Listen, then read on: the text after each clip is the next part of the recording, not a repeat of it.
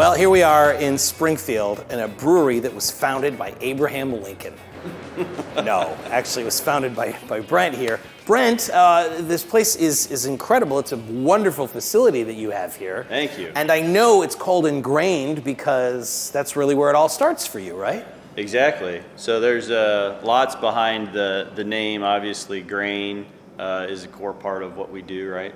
But it's also the four cornerstones that I built the business on, that I founded the company on. And I like to call us a purpose-driven company.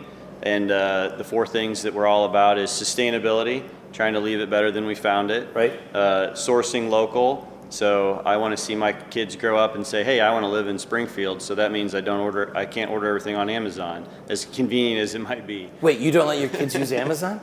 No, if I order all my stuff on Amazon, there won't be any jobs for them locally. So your right? first priority is to buy something local. Exactly. But every once in a while, you do use Amazon. Oh, of course, yeah. Okay, Who doesn't, all right. right? I was going to say, like, how into this is he? But so sustainability, making sure you're taking care of local by using local ingredients whenever possible. Exactly. That's always your first choice is local. Yep. Okay, keep going. I'm sorry. And then the third is what I call natural, which really for us means the way Mother Nature intended. So that's we try and use that regenerative agriculture. We source from farmers who care about soil health and keeping the chemicals out of their food. And then the last is probably the most important, and that's our culture. We work really hard to have a positive culture.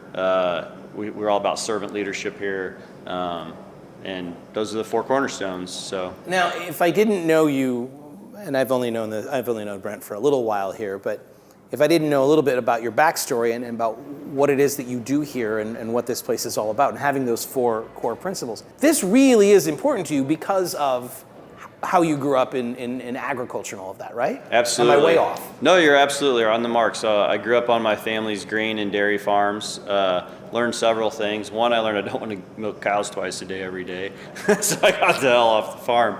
Left that to my cousin. But no, I learned it was all about caring for the land and stewardship, and everything matters. I still have this vivid memory where as a kid, they don't allow this on the farm anymore, but we would ride in the wagons during harvest. My grandma would pull the loads in. My grandpa would combine, and we would be riding in the wagon in the back, and my cousin and I are throwing kernels of corn out on the road and watching them bounce. Things little kids think are fun. Sure. I still probably think it's fun. And my grandma catches us, and she turns around and she says, every one of those kernels of corn is like a penny, and you're throwing money away. And that lesson has resonated with me and stuck with me my entire life, in the fact that everything has value, no matter how small or trivial. Everything has value. Everything required time and effort to grow, raise, make, build, whatever it is, craft. And that lesson's really resonated with me, and it's definitely shaped the way that we do things here at Engrained. So you're thinking of the ingredients that you use to make the beer as something beyond just ingredients. Absolutely. That there's value in everything that goes into the beer that you're making. Yeah, that's really heavy and super refreshing to hear. Like that's that sort of attention to intention when you're in the brewing process. I'm going to guess, I haven't had any beer, I'm going to guess that makes the beer taste better. I hope so. Oh, well, thank you, Mary. Nice. Looks like you got a stout. Yeah, I did. And I got IPA. Awesome. You chose well. I don't know about you. So tell me about this stout. What am I about to enjoy? That is our oatmeal stout. Oatmeal stout. It's about... somehow I knew it wasn't going to be a milk stout because you've told us how much you hate dairy cows. I really designed that stout. It was actually designed for my wife. Your wife's a very lucky lady. She's a stout lover. This is fantastic. When we had our first son, and being pregnant has to suck. I wouldn't have any idea, but 9 months with no alcohol, like that just sounds like... Did you do the thing where she's pregnant so you didn't drink? No, hell no. I drank twice as much. I had a designated driver. I don't think I don't think that's how it's supposed to work, but okay. So your wife is pregnant and she's ready for a beer, yeah, right? Yeah. So she requests a stout, oatmeal stout specifically. She doesn't like the bitterness from... This is very smooth. From dark grains, and she likes chocolate. So I really tried to make it chocolate forward. I tried to make it really smooth, not very bitter. and that's the result. The IBUs on this have got to be pretty low. Like, what are we at? They're actually 30.